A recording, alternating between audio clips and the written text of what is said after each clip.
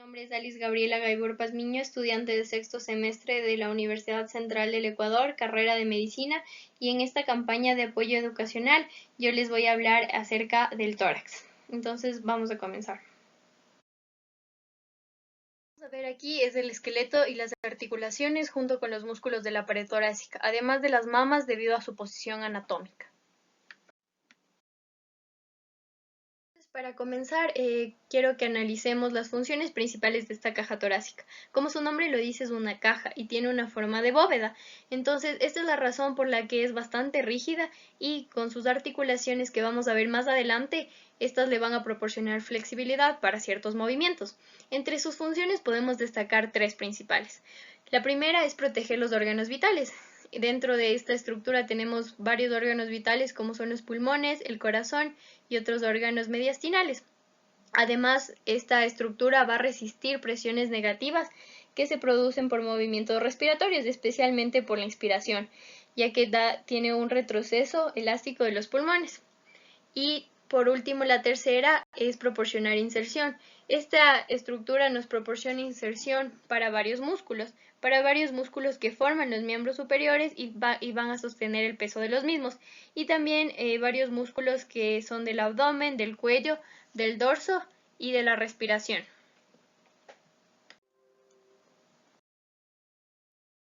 Entonces vamos a analizar al tórax como un tronco. Como pueden ver aquí, en la parte de arriba va a tener una abertura y esta va a ser la abertura torácica superior, que esta a su vez va a conectar con lo que es el cuello, mientras que abajo tenemos la abertura torácica inferior y esta va a estar sellada por el diafragma, que veremos más adelante. La pared musculoesquelética del tórax es flexible y va a estar conformada principalmente por vértebras torácicas, costillas y también por músculos ordenados segmentariamente, además del esternón. Entonces, como vamos a ver la parte esquelética, vamos a empezar por las vértebras. Las vértebras se van a localizar en la parte posterior y estas a su vez se van a conectar con las costillas. Los 12 pares de costillas van a tener una clasificación de típicas y atípicas, entonces vamos a ver a qué se refiere eso. Y finalmente el esternón, que es la estructura que se encuentra en el medio, va a constar de tres partes. La parte de acá arriba es del manubrio y en este igual se van a conectar la primera y la segunda costilla. Después de eso sigue el cuerpo y el proceso sifoides, que es la parte de aquí abajo. Todas las costillas que se conecten al esternón lo harán mediante cartílagos.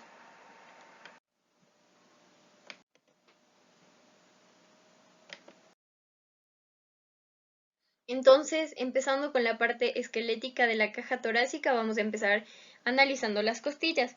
Como ustedes pueden ver, son 12 pares de costillas y vamos a empezar un poquito cómo estas costillas le van a dar forma.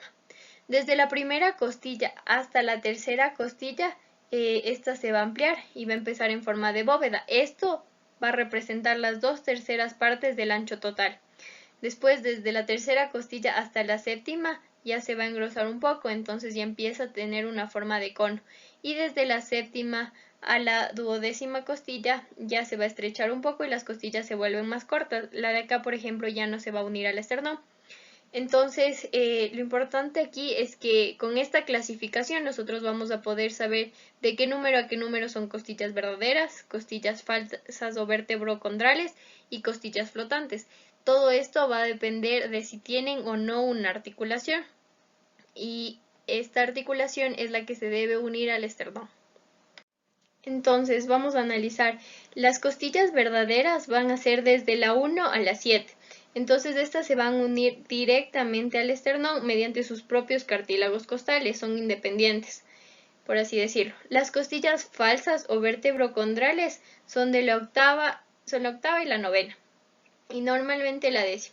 Estos tienen cartílagos que se unen a la costilla inmediatamente superior al de ella.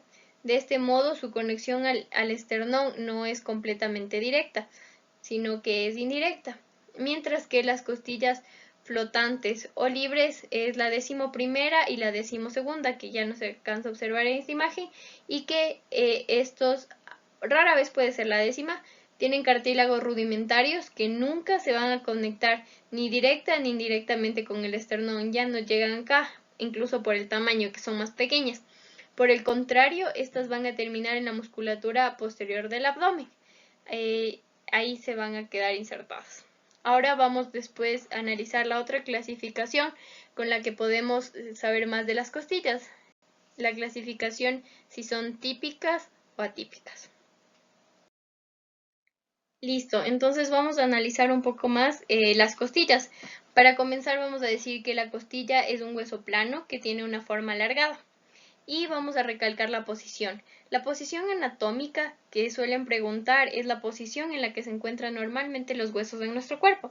Entonces, lateralmente, si nosotros queremos ubicar una costilla, lateralmente tenemos que poner la parte más convexa, la cara convexa.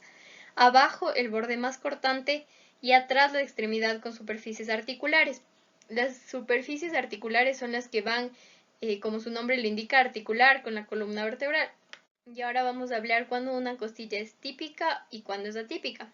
Las típicas van desde la 3ª hasta la 9ª costilla y van a poseer los siguientes componentes principales: cabeza, cuerpo y tubérculo. Vamos a hablar de estos.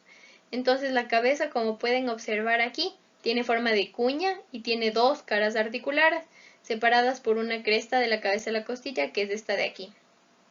Una cara se va a articular con la vértebra numéricamente correspondiente, entonces, por ejemplo, esta va a ser, si esta es la 6ª costilla, esta se va a articular con la 6ª vértebra torácica y esta con la siguiente, entonces esta con la 7ª. Ya, el cuello va a conectar la cabeza con el cuerpo a nivel del tubérculo. Este es el tubérculo que pueden observar aquí. El tubérculo es la unión con el cuello y el cuerpo. El tubérculo tiene una porción articular, esta de aquí, que es la porción o carilla articular, que es lisa y por ende va a poder articularse con el proceso apófisis transverso de la vértebra correspondiente. Y una porción no articular, que es la rugosa, que pueden ver aquí, y esta sirve para la inserción de un ligamento costotransverso. Ya, entonces como ustedes pueden ver, este cuerpo de la costilla, que es delgado, plano y curvo, especialmente aquí en el ángulo de la costilla donde la costilla va a dar este giro anterolateral, puede servir para la inserción de músculos profundos del dorso. En cambio, si nos vamos a analizar la superficie interna de la costilla, en la parte cóncava va a haber un surco de la costilla, es este de aquí que pueden ver, y este es el paralelo al borde inferior de la costilla que va a proteger a los nervios y vasos intercostales que pasen por aquí. Entonces, por eso es que este surco costal es muy importante. Ahora hablemos de las costillas atípicas.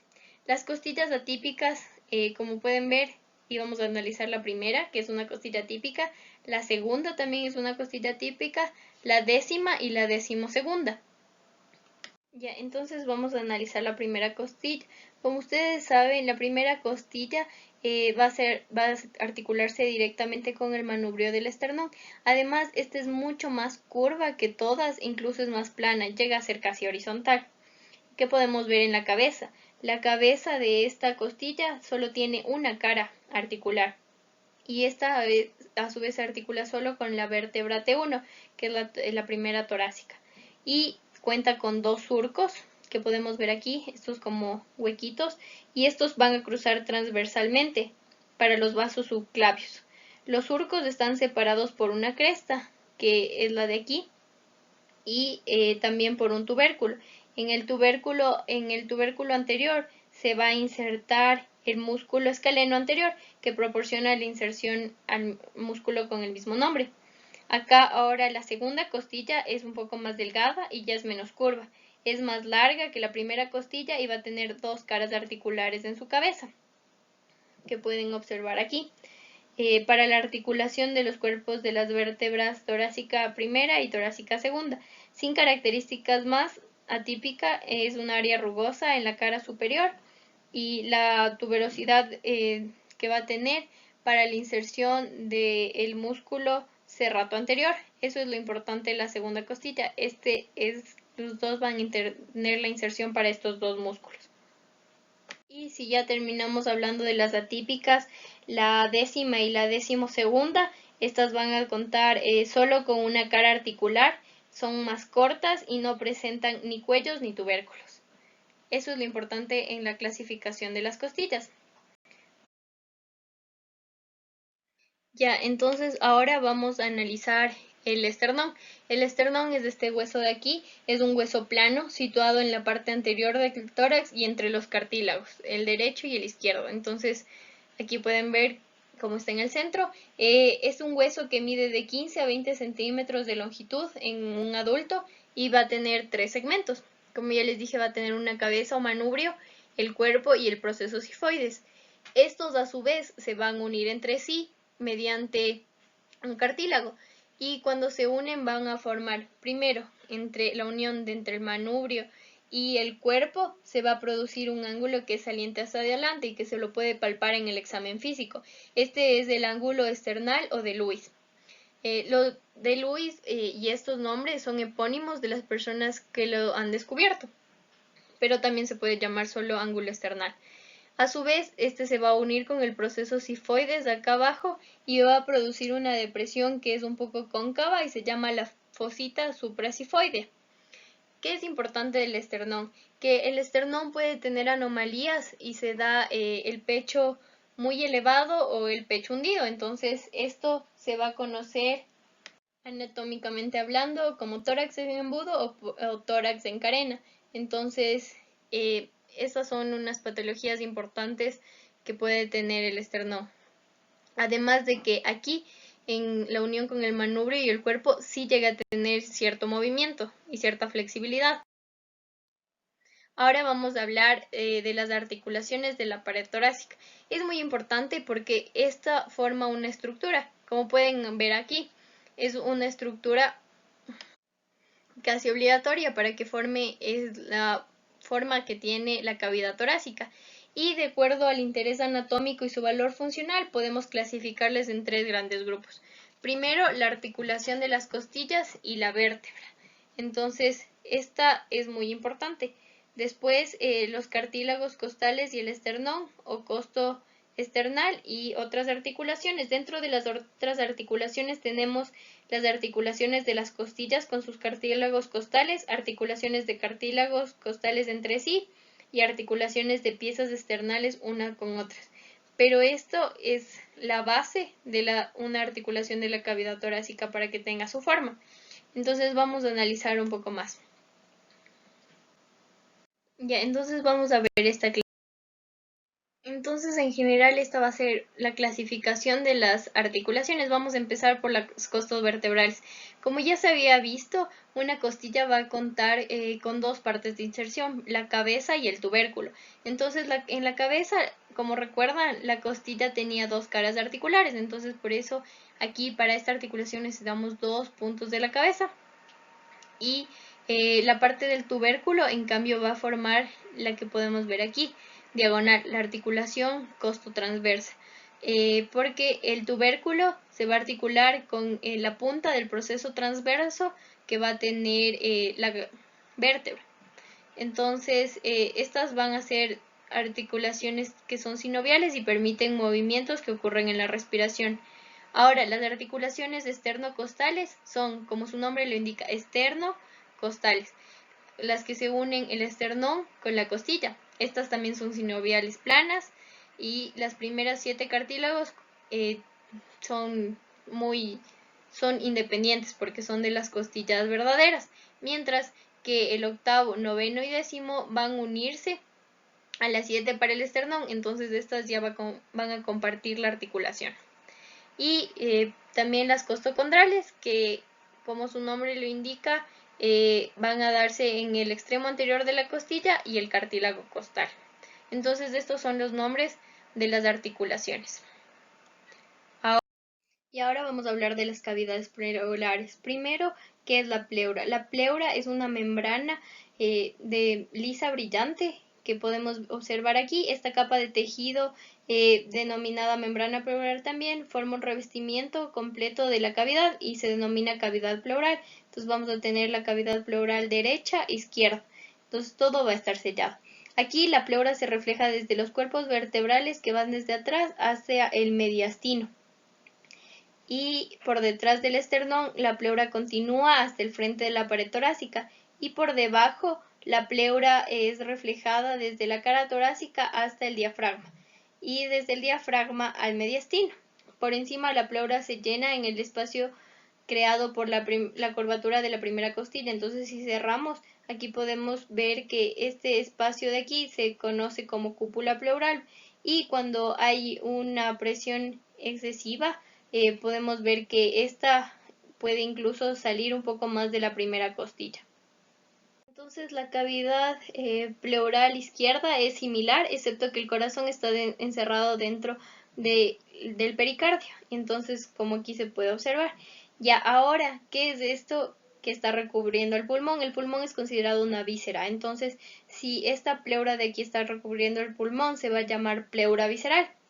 Cuando nosotros tenemos la unión de esta pleura visceral con la pleura parietal que recubría toda la parte de atrás, tenemos la cavidad pleural. Estas cavidades proporcionan un poco de líquido y esto es importante porque cuando nosotros respiramos existe movimiento y gracias a este líquido no va a existir una fricción al momento de la respiración.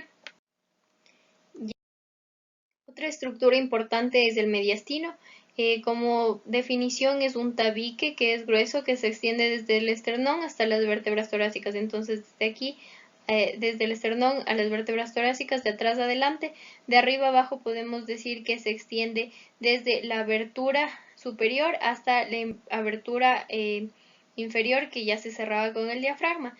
Este a su vez va a estar dividido en tres: medio, anterior y posterior.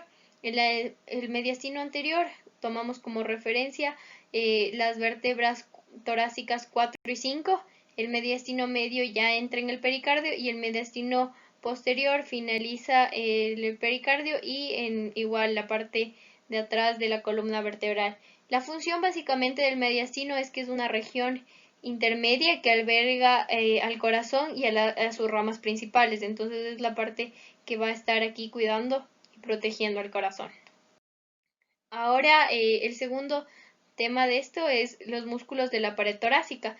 Los músculos más esenciales en la pared torácica son los músculos intercostales. Entonces en esta gráfica de Netter ustedes pueden ver que hay otros músculos que como el músculo transverso del tórax, pero los intercostales, tanto internos como externos, son los principales y van a funcionar para la respiración. Entonces ahora vamos a ver los músculos que se usan en la respiración.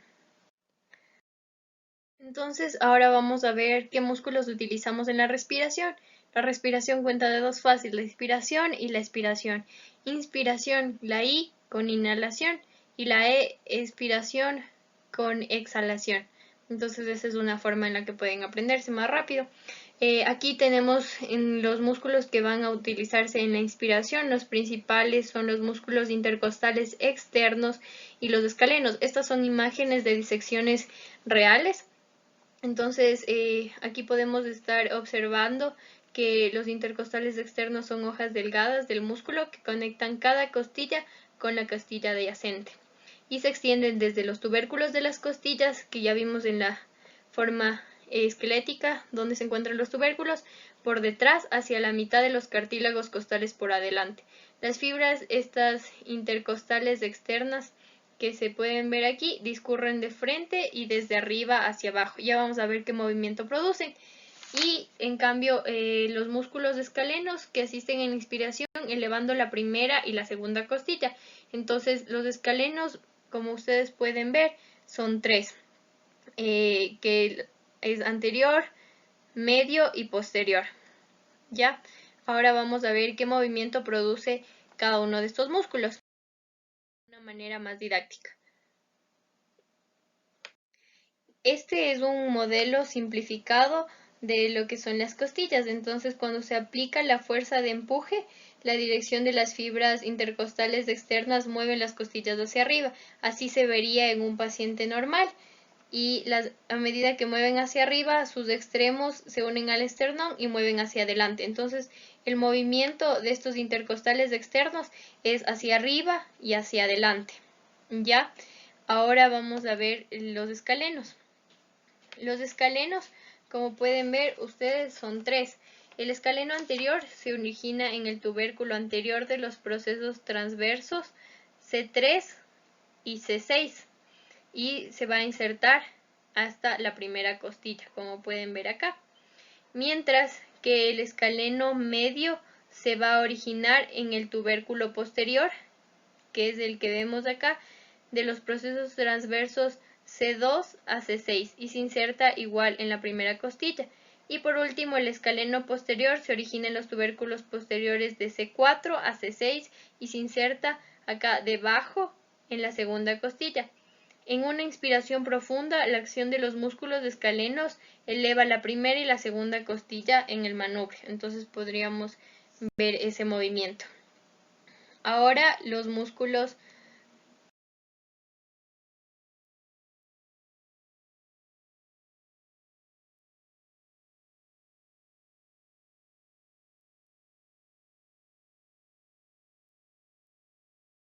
de la expiración. Los músculos de la expiración son los intercostales internos. Ya vemos que está como que removida la primera capa que vimos en la anterior fotografía. Y los músculos de la pared del abdomen. No vamos a profundizar mucho acerca de los músculos de la pared abdominal porque eso ya es otro tema.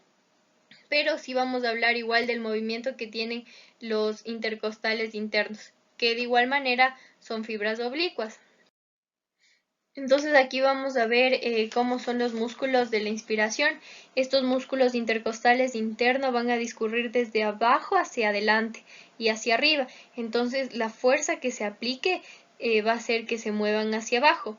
Estas costillas se mueven hacia abajo con sus extremos junto con el esternón hacia atrás. Entonces ese es el movimiento que ustedes pueden ver que va a ser la acción de estos músculos intercostales internos en la inspiración. Entonces, esa es una representación más gráfica de cómo están conectados los músculos en cada costilla y cómo es el proceso en el que va a bajar. También tenemos en la inspiración los músculos del abdomen, pero como ese es un tema que se tratará en videos siguientes, solo vamos a decir que está conformado por el recto del abdomen, los oblicuos interno y externo. Ahora vamos a hablar rápidamente del diafragma, que es un músculo ancho, plano y delgado que se encuentra en la parte inferior cerrando la caja torácica y va a tener tres pilares principales: el hiato esofágico, el foramen de la vena cava y la abertura para la aorta. Estos tres van a ser como que lo que va a conectar con la parte de abajo, además de varias utilidades que tiene al momento de la respiración en el diafragma y varias patologías que puede tener. Entre la vascularización vamos a usar una mnemotécnica de las ramas que se van a las ramas torácicas de la arteria aorta. Es la mnemotécnica esos bronquios me interesa. Una mnemotécnica es una forma de aprendernos más sencillo. Entonces las ramas son esos, esofágica, bronquios, bronquiales, mediastínicos e interesan los intercostales posteriores. Cabe recalcar que todos estos músculos van a tener una irrigación tanto venosa como arterial, que van a ser las ramas intercostales. Esto igual no se va a profundizar, pero esta es la manera en la que se irriga y puede producir movimiento, y también una irrigación arterial. Ahora, la inervación principal de toda esta caja torácica va a estar dado por estos cuatro nervios principales. El nervio frénico, que tiene conduce de esta manera y que va a llegar al corazón. El nervio vago, que igual va a ir paralelamente. Todo esto se maneja con el tronco simpático y los nervios intercostales que irían en la parte de aquí, dentro de cada una de las costillas. Por último, vamos a hablar de la mama, que como dijimos ocupa gran parte de la cavidad torácica y se encuentra aquí. Va a estar sostenida por los ligamentos suspensorios, le van a unir de la dermis a la piel. Obviamente va a variar de tamaño y de forma. En su mayoría va a consistir de tejido adiposo, pero también va a tener tejido glandular y fibroso, junto con vasos linfáticos, sanguíneos y nervios. Vamos a ver las partes más importantes. En la ubicación de arriba a abajo, el seno se extiende desde el nivel, desde la segunda costilla hasta la sexta costilla. De lado a lado se extiende desde el borde del esternón hasta la línea media axilar y hay una prolongación. Esta prolongación de la mama hacia la axila se denomina proceso o cola axilar. La área pigmentada que ustedes pueden ver aquí es la areola, que va a rodear el pezón, que es la parte del centro, que es el punto del cual emergen los conductos galactóforos. Los conductos galactóforos emergen de 15 a 20 y estos son los que le dan la función de ser una glándula. Para observar un poco más la estructura de interno, es analizar que los conductos galactóforos también van a tener acá un drenaje linfático, y esto es importante, el drenaje linfático, ya que el 75% se produce por nódulos axilares. Esto es importante en el momento de buscar un cáncer de mama y buscar su origen. Por último, chicos, esta es la bibliografía de los libros que se pueden basar. Grey es un libro bastante básico y Moore te da la parte clínica, además de los videos reales de disección, que es Akran. Eh, este es mi correo electrónico para las personas que necesiten más información, que tengan quejas, sugerencias o cualquier comentario. Pero no menos importante, no se olviden de seguir a EMPI Ecuador en todas sus redes oficiales para que encuentren más proyectos geniales. Gracias.